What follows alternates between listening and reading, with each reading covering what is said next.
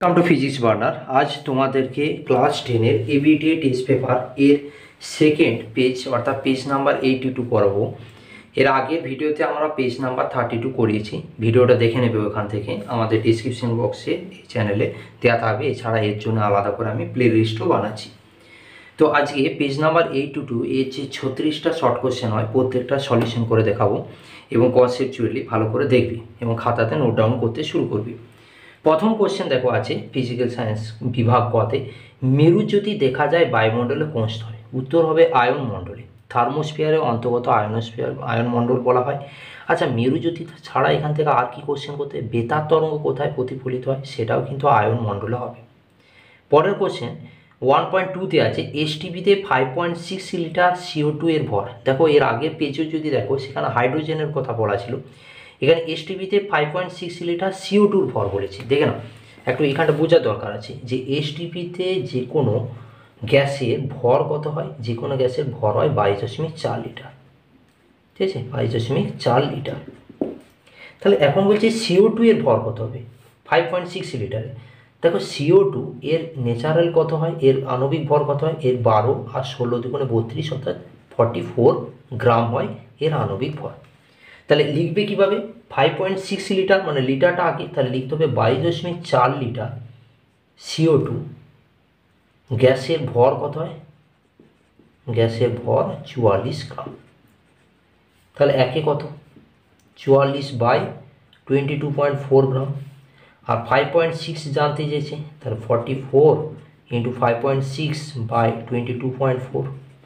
তাহলে এখান থেকে ক্যালকুলেশন করলে 4456 আর 22 এখানে দেখো 10টা নামবে পয়েন্টের জন্যে, আর এই দিকে পয়েন্টে 10টা উপরে উঠে যাবে, অর্থাৎ এই 10 কেটে যাবে। এবার 2 দিয়ে যদি কাটো তাহলে 1 1 2 নিচটা হচ্ছে, আর উপরে হচ্ছে 2 আর 8। আবার 2 দিয়ে যদি কাটো 2 5 10, 1 56, আর এইদিকে যদি 2 দিয়ে কাটো 2 14 14। তারপরে তুমি কাটতে পারো 4 দিয়ে, তাহলে 4 দিয়ে কাটলে 4 14 56, আর এদিকে 4 11 44। তাহলে এখান থেকে 11 লিটার। অপশানে উত্তর আছে 11 লিটার। 11 লিটার বলছি, সরি আমার ভুল হলো, 11 গ্রাম, কারণ গ্রামে প্রকাশ করছি, 11 গ্রাম। তা এইটি হচ্ছে উত্তর। ভালো করে দেখে নাও কীভাবে করলাম ক্যালকুলেশনটা। যে এসটিপিতে যে কোনো গ্যাসের আয়তন 22.4 লিটার থাকে, এটা আমরা জানি, এবং অণুর সংখ্যা যদি বলে তাহলে অ্যাভোগাড্রোর সংখ্যক হয়। তাহলে CO2 ক্ষেত্রে বলেছে কত হবে? 44 গ্রাম। লেখাটা কীরকম হবে? 22.4 লিটার CO2 গ্যাসের ভর 44 গ্রাম। একে কত? 5.6-এ কত? ক্যালকুলেশন করো, 11 গ্রাম উত্তর হবে। 11 গ্রাম এখানে অপশন বিতে আছে, তাহলে উত্তরটা কী হলো? Option B. ঠিক আছে, খাতাতে লিখে নেব। এরপরে 1.3 কোশ্চেনে উত্তরে কী বলা আছে? 1.3 দেখো, 1.3-তে বলা আছে যে একটি গ্যাসের বাষ্প ঘনত্ব 24 হলে গ্যাসটি হবে কি? দেখো বাষ্প ঘনত্ব মানে ডি বলা আছে, আর ডিটা হচ্ছে 24, তাহলে আণবিক ভর কত হবে? 2 × ডি, 2 × 24 মানে 48। তাহলে 48 কার হয় সেটা দেখো, 48 অপশন ডিতে হবে। কেন না? দেখো O3 আছে, O3 ওজন গ্যাস, আর ওজন গ্যাসে মানে 3 × 16, আর 16 3 কত হয়? 48। তাহলে O3টা হবে। বাকিগুলো আগে চেক করবে, যেমন হাইড্রোজেন সালফাইড H2S, তাহলে হাইড্রোজেনের 2 × 1, আর সালফারের হয় 32, তাহলে 32 আর 2 কত হবে? 34। তাহলে এটা হতে পারে না। তো এইভাবে চেক করে করে গেলে দেখবে O3টা মিলে যাচ্ছে। 1.3 পর 1.4 দেখবে। 1.4-এ কী কোশ্চেন আছে? 1.4 হচ্ছে কঠিনের দৈর্ঘ্য প্রসারণ গুণাঙ্ক আর আয়তন প্রসারণ গুণাঙ্কের অনুপাত কত হয়। দেখো এগুলো শুধুমাত্র উত্তর বলে দিলে হয় না, এগুলো হিসাবটা জানতে হবে। কঠিনের ক্ষেত্রে 3 ধরনের প্রসারণ গুণাঙ্ক হয়, প্রসারণ গুণাঙ্ক। একটা হচ্ছে দৈর্ঘ্য প্রসারণ গুণাঙ্ক, ক্ষেত্র প্রসারণ গুণাঙ্ক, আর একটা আয়ত প্রসারণ গুণাঙ্ক। দৈর্ঘ্য ক্ষেত্রে আলফা হয়, ক্ষেত্র ক্ষেত্রে বিটা হয়, আর আয়তনের ক্ষেত্রে গামা হয়, এবং সেখানে সম্পর্কে আলফা সমান β/2 সমান γ/3। তাহলে দেখো আলফা নিচে 1 হচ্ছে। এরপর বলেছে দৈর্ঘ্যের সাথে আয়তন, তাহলে আলফা = গামা, আর এটা কি হবে না 1:3 হবে। আর 1:3 অপশন বিতে আছে, তাহলে অপশন বিটা হচ্ছে অ্যান্সার। কীভাবে হচ্ছে এটা দেখো, যদি বলতো ক্ষেত্র আর আয়তন তাহলে 2:3 হতো। যদি বলতো আয়তন দৈর্ঘ্য আর ক্ষেত্র তাহলে 1:2। তাহলে এরকম আছে ব্যাপারটা। ওই জন্য দেখো সব রকম অপশান আছে, 1:2 আছে, 1:3 আছে, আবার 2:3 আছে। 1:8 তো হবেই না। এখন পরের কোশ্চেন 1.5-এ দেখো, লেন্সের আলো বিন্দুগামী বা আলো কেন্দ্রগামী রশ্মি চ্যুতির মান কত? দেখবে লেন্সের যখন আলো কেন্দ্রের কথা বলা হয়, এবং এইটি কোনটি, এই জায়গাটি হচ্ছে আলোকিত হবে। যখন কোনো পাতলা লেন্সের মধ্যে দিয়ে আসে একদম স্ট্রেট বেরিয়ে যায়, ঠিক আছে, তাহলে এই ক্ষেত্রে কোনো গতির অভিমুখের পরিবর্তন হয় না, অর্থাৎ এই ক্ষেত্রে চ্যুতিকোণটা কত হয়ে যাবে, 0 ডিগ্রি। তাহলে অপশান বিটা এখানে উত্তর। হলুদের পরিপূরক, পরের কোশ্চেন দেখো, হলুদের পরিপূরক 1.6, হলুদের পরিপূরক বর্ণ কি? হলুদের পরিপূরক বর্ণ হবে নীল। নীল কেন হবে মনে রাখবে, পরিপূরক বর্ণ মানে হচ্ছে এরকম কমপ্লিমেন্টারি কালার বলা হয়, যে এমন দুটো কালার, যে দুটো কালার একে অপরের সাথে যদি মেশানো হয় তাহলে যদি সাদা কালার উৎপন্ন করে, তখন একটা কালার অপর কালারের পরিপূরক বলা হয়। এই জন্য বলা হয় আমাদের স্কুলে যে ইউনিফর্ম হয় সাদা ইউনিফর্ম, সেই সাদা ইউনিফর্ম দীর্ঘদিন ধরে ব্যবহার করলে এবং যদি আমাদের আয়রনের জলে কাচা হয় তাহলে সেই জামা কাপড় হলুদ হয়ে যায়, আর সেই জামা কাপড়ে নীল দিলে তখন সেটা আবার সাদায় ফিরে আসে। এই জন্য হলুদ আর নীল হচ্ছে পরস্পর পরিপূরক। তাহলে অপশন কোনটা হবে, অপশন ডিটা উত্তর হবে। 1.6 পর 1.7 ওয়াট ঘন্টা কোন ভৌত রাশি বা কোন রাশির একক, এটা হবে তড়িৎ শক্তি। ইম্পর্টেন্ট কথা, তড়িৎ শক্তি, এটার জন্য ওয়াট ঘন্টা বলেছে, এটাকে আরও ভালোভাবে বলা হয় কিলো ওয়াট আওয়ার বলা হয়, এটা ব্যবহারিক একক। আর এই কিলো ওয়াট আওয়ারকে এক কথায় বিওটি বলা হয়। ওকে, এই জিনিসগুলো তোমরা একটু জেনে নেবে। তড়িৎ শক্তি, তড়িৎ ক্ষমতা হলে শুধুমাত্র কি হতো, তড়িৎ ক্ষমতা হলে তখন শুধু ওয়াট হতো। হ্যাঁ, 1.7 কথা হলো 1 তাহলে উত্তর হবে কি, অপশন বিটা। এরপরে কোন বাল্বটির রোধ সবচেয়ে বেশি, খুব ইম্পর্টেন্ট কোশ্চেন এটা, এই কোশ্চেনটি ইম্পর্টেন্ট আছে। 1.8 এর কোশ্চেনটি খুব ভালো দিয়েছে। কোন বাল্বের রোধ বেশি, তারপর 220 volt 40 watt, 220 volt 60 watt, 220 volt 100 watt, আর 220 ভোল্ট 150 ওয়াট। এখন এগুলো প্রত্যেকে সে এইভাবে পি সমান ভি স্কোয়ার বার আর এইভাবে কিন্তু করতে চাও না। এখানে দেখো প্রত্যেকটা বিভবটা এক আছে, ভোল্টেজটা, তাহলে সবসময় তোমাকে ওয়াটের সাথে রোধের হিসাবটা দেখতে হবে। তাহলে দেখো পি এর সাথে আর কীভাবে কাজ করছে, ব্যস্তানুপাতিক উপর নিচে থাকা, তাহলে যার রোধ কম হবে তার পাওয়ারটা বেশি হবে অর্থাৎ ক্ষমতা, আবার যার রোধ বেশি হবে তার ক্ষমতাটা কী হবে, কম হবে।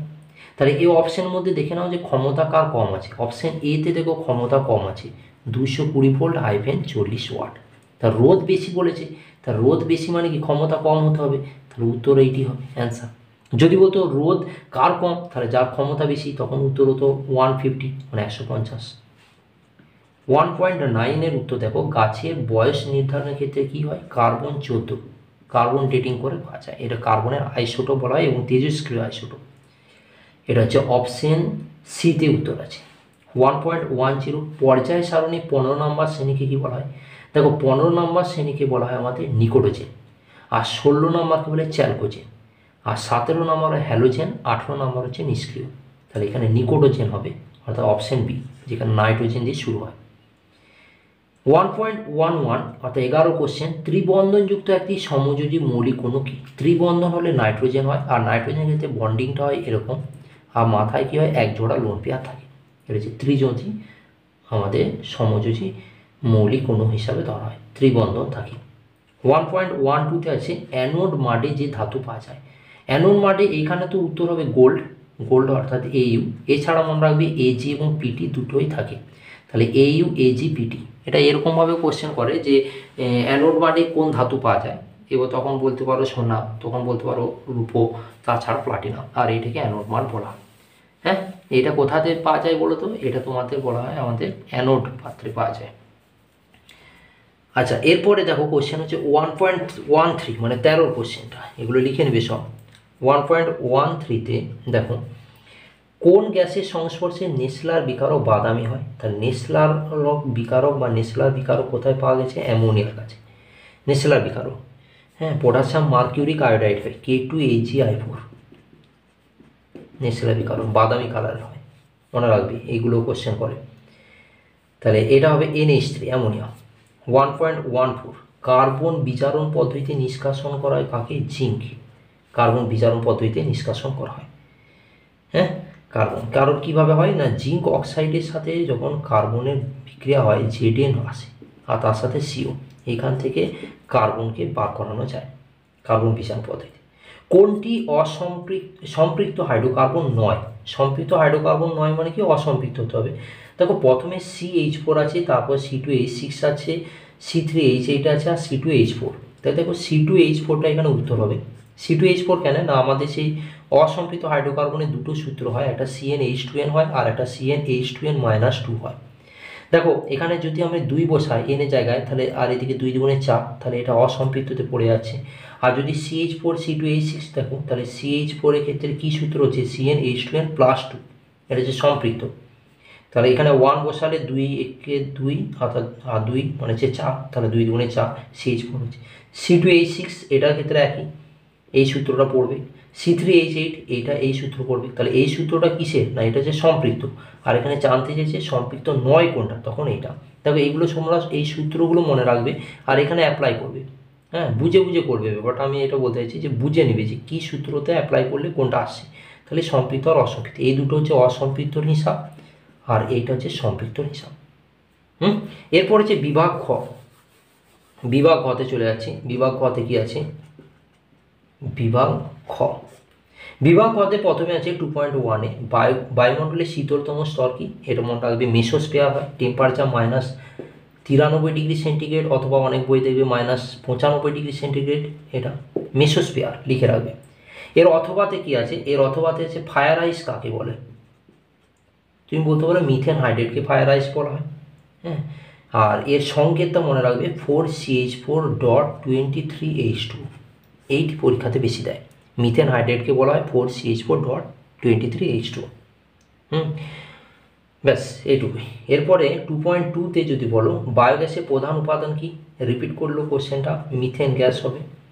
2.3-তে আছে -27°C পরমে কি হয়, পরম স্কেল সমান হচ্ছে আমাদের সেলসিয়াস স্কেল +273, এত কেলভিন হয়। তাহলে দেখো -27 + 273, তাহলে কত হবে, এখানে হবে এটা 6, এটা 6, 3 3 × 4 অর্থাৎ 246 এত কেলভিন। 246। তারপরে 2.4-এ বলা আছে যে আদর্শ গ্যাসে বাস্তবে কোনো অস্তিত্ব নেই।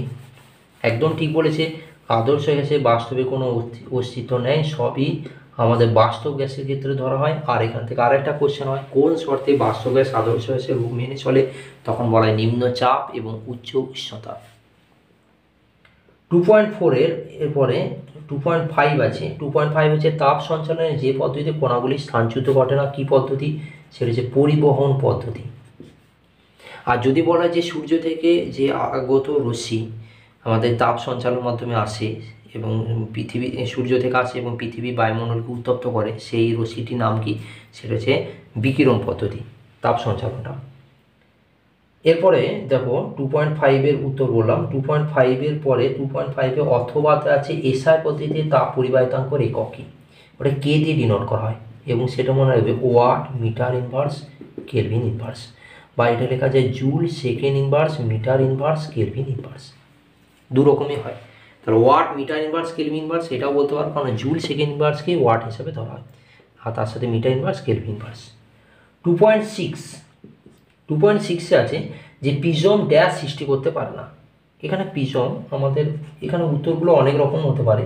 পিজম সৃষ্টি করতে পারে না, দেখো বর্ণালী তো তৈরি করে। হ্যাঁ, পিজমের মাধ্যমেই তোমার বর্ণালী সৃষ্টি হয়, কারণ পিজম 7টা কালারে ভেঙে দেয় এবং সেই 7টা কালারকে যদি আমরা সামনে কোনো একটা স্ক্রিন নিই, সেই স্ক্রিনে সবগুলো পড়ে, অর্থাৎ পিজম তো বর্ণালী সৃষ্টি করে। এবার শুদ্ধ অশুদ্ধ দুরকম বর্ণালী তৈরি হতে পারে। তো পিজমের সৃষ্টি করতে পারে না যদি বলা হয়, তাহলে সেটা তুমি বিক্ষেপণ বলতে পারো, বিচ্ছুরণ বলতে পারো। হ্যাঁ, কি বিচ্ছুরণ বলা যাবে না, বিক্ষেপণটাই বলতে হবে। তাহলে পিজম বিক্ষেপণ সৃষ্টি করতে পারে না, এইটাই মনে হচ্ছে আমার উত্তর হবে, আমার যেটা মনে হচ্ছে।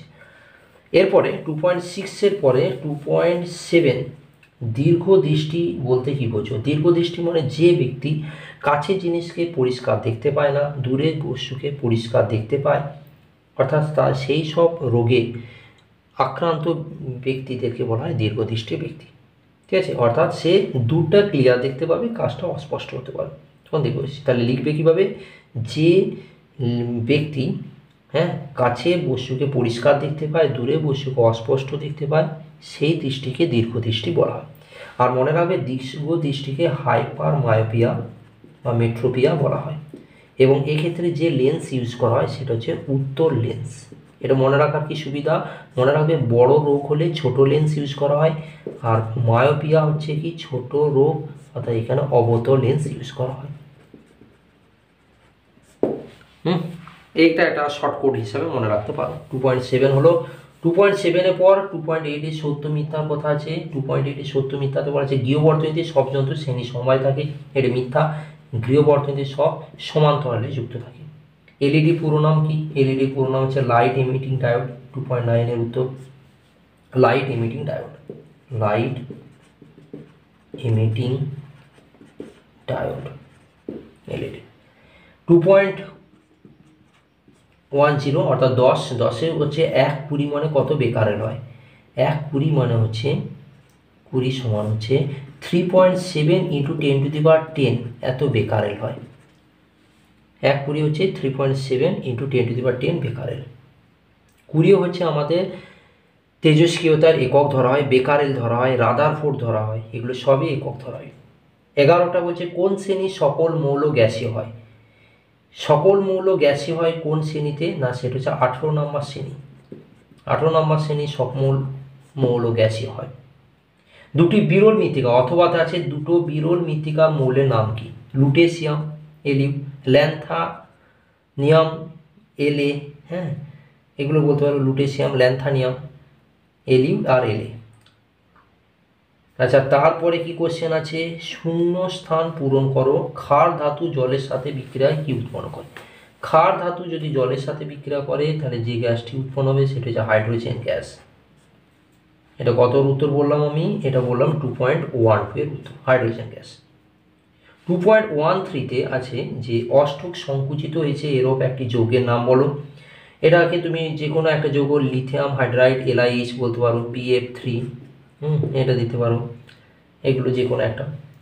এরপর হচ্ছে এর অথবাতে যে মৌলে পরমাণু ক্রমাঙ্ক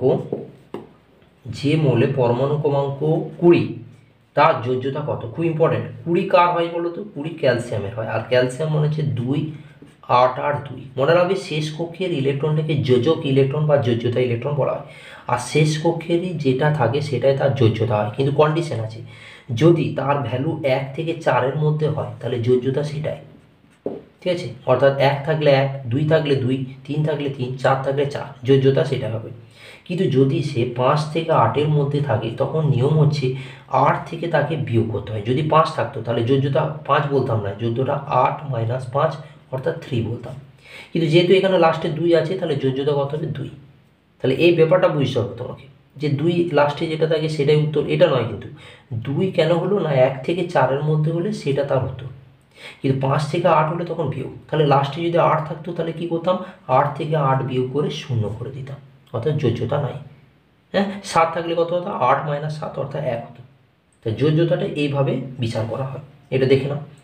এরপরে আমাদের কোশ্চেন আছে 2.14। 2.14-এ কী দেওয়া আছে দেখো। 2.14 আছে তড়িৎ বিশ্লেষণ প্রক্রিয়ায় কোন শক্তি কোন শক্তিতে রূপান্তরিত হয়? তড়িৎ বিশ্লেষণ প্রক্রিয়াতে আমাদের মনে রাখবে যে রাসায়নিক শক্তি তড়িৎ শক্তিতে রূপান্তরিত হয়, রাসায়নিক শক্তি তড়িৎ শক্তিতে রূপান্তরিত হয়। রাসায়নিক এনে না একটা কেমিক্যাল ইউজ করা হচ্ছে, তাহলে কেমিক্যাল ইউজ করা মানে কি? ধরো সেটা রাসায়নিক পরিবর্তন করছে, যেমন কপার সালফেটের দ্রবণ, সেই কপার সালফেটের দ্রবণ থেকে সেখান থেকে কারেন্ট যাচ্ছে, তাহলে রাসায়নিক শক্তি থেকে তড়িৎ শক্তি বলতো। তড়িৎ শক্তিকে অনেক সময় বৈদ্যুতিক শক্তিও বলা হয়, এটা হচ্ছে ব্যাপার। 2.14-এর পর 2.15 আছে যে কোন গ্যাসের সঙ্গে অ্যামোনিয়ার বিক্রিয়ায় কঠিন পদার্থ উৎপন্ন হয়? মনে রাখবে সেটা যে অ্যামোনিয়া গ্যাস হতে NH3, আর এর সাথে যে গ্যাসটা ইউজ করা হয়ে থাকে সেটা হচ্ছে HCl গ্যাস, হাইড্রোক্লোরিক অ্যাসিড। তো এটা এক ধরনের গ্যাস এবং এদের দুজনে বিক্রিয়া অ্যামোনিয়াম ক্লোরাইড উৎপন্ন করে, তাহলে এটাকে তুমি আমাদের অ্যামোনিয়াম ক্লোরাইড বলবে। এবং কোন গ্যাস যদি বলে সেটা হচ্ছে HCl গ্যাস। এর সত্য মিথ্যা অর্থাৎ 2.16-এ সত্য মিথ্যা আছে ধাতব যৌগ থেকে ধাতু নিষ্কাশন সর্বদা একটি জারণ প্রক্রিয়া, না এটা মিথ্যা হবে, বিজারণ বিক্রিয়ায় হয়ে থাকে। 2.16-এর অথবাতে আছে বিমানের কাঠামো তৈরিতে যে সংকর ধাতু ইউজ করা হয় সেটা নাম কি? মনে রাখবে ডুরালুমিন, ডুরালুমিন সংকর ধাতু। কি ইউজ করা হয়? AlCuMgMn, AlCuMgMn। এর মনে হচ্ছে অ্যালুমিনিয়াম, সি হচ্ছে কপার, ম্যাগনেসিয়াম আর ম্যাঙ্গানিজ, LCB, Mg, Mn। 2.17 কি আছে, 2.17 কোশ্চেনটা খুবই রিপিট করবে এবং করে থাকে। 2.17 বলা আছে রূপো তড়িৎ লেপনে তড়িৎ বিশ্লেষণ হিসাবে কোন পদার্থ। রূপো তড়িৎ লেপন করলে ইউজ করা হয় পটাশিয়াম আর্জেন্টো সায়ানাইড এবং এর সংকেতটা মনে রাখবে KAgCN তার হোল্ড। আর্জেন্ট হলে AgCN তার হোল্ড, আর যদি অরোসায়ানাইড হতো AuCN তার হোল্ড হতো। তবে এখানে আরেকটা জিনিস মনে রাখার জিনিস, সেটা হচ্ছে ক্যাথোডে কি ইউজ করা হয়, কোনো একটা বস্তুর উপর অন্য একটা প্রলেপ ইউজ করা হচ্ছে। ধরো এটা হচ্ছে বস্তুটা হচ্ছে লোহা আর প্রলেপটা দিচ্ছে সোনার, তাহলে লোহাটা কী হবে, লোহাটা হচ্ছে ক্যাথোড আর সোনাটা কী হবে অ্যানোড। আর তড়িৎ বিশ্লেষণ কোনটা হবে, সোনা তড়িৎ বিশ্লেষণ, আর সোনা হলে কী হবে পটাশিয়াম অরোসায়ানাইড। পরের কোশ্চেন এর অথবা দিয়ে যে তড়িৎ বিশ্লেষণের সময় কী ধরনের তড়িৎ প্রবাহ ব্যবহার করা হয়, মনে রাখবে ডিসি। এর আগে আমি যখন পেজ করেছিলাম তখন বলেছিলাম যে তড়িৎ বিশ্লেষণের সময় ডিসি প্রবাহ হয়, ঠিক আছে। এরপরে দেখো বাম স্তম্ভ আর ডান স্তম্ভ দিচ্ছি, বাম স্তম্ভ ডান স্তম্ভ মিলিয়ে নাও এবার কী হবে। দেখো লাইকার অ্যামোনিয়া দেওয়া আছে, লাইকার অ্যামোনিয়া কী হবে, লাইকার অ্যামোনিয়া ক্ষারধর্মী হয়, ঠিক আছে। H2S এর জলীয় ধর্ম অম্লধর্মী হবে, লাইকা ক্ষারধর্মী, H2S এর জলীয় ধর্ম অম্লধর্মী। জৈব ভঙ্গুর পলিমারকে সেলুলোজ আর আলিয়া দেখা যায় মিথেন গ্যাসে। ওকে, তাহলে এক একটা কী হলো, এটা একটু পাশে করে দিচ্ছি আমি তোমাদের জন্যে, যে এক একটা কী হলো, এক একটা হচ্ছে ক্ষারধর্মী, মানে 1S C হবে, আর দুয়েরটা কী হলো না, দুয়েরটা হচ্ছে A, 3D আর 4D, 3 হচ্ছে D বললাম আর 4 হচ্ছে B, ব্যাস এটা হচ্ছে তোমাদের এ। তাহলে এই ছিল আজকের ভিডিও, যে ভিডিওতে আমি তোমাদেরকে পেজ নাম্বার 82 এর সলিউশন করলাম। এই সলিউশনগুলো প্রত্যেকটা খাতায় লিখে দিলাম, আর কি কি ইম্পর্টেন্ট, কীভাবে হলো, কেন হলো, সব কিছু আমি ব্যাখ্যা করলাম। তো এরপরের ভিডিওতে আমি এরপরে পেজ আমি করব। যদি ভিডিওটা ভালো লাগে অবশ্যই ভিডিওটা লাইক করবে, শেয়ার করবে, সাবস্ক্রাইব করবে, বেল আইকন অবশ্যই টিপে রাখবে, তাহলে বুঝতে পারবে যে পরপর আমি কন্টিনিউ এইভাবে ভিডিও দিয়ে থাকবো। আজকে ভিডিও এতটা পর্যন্ত, বাই, থ্যাংক ইউ।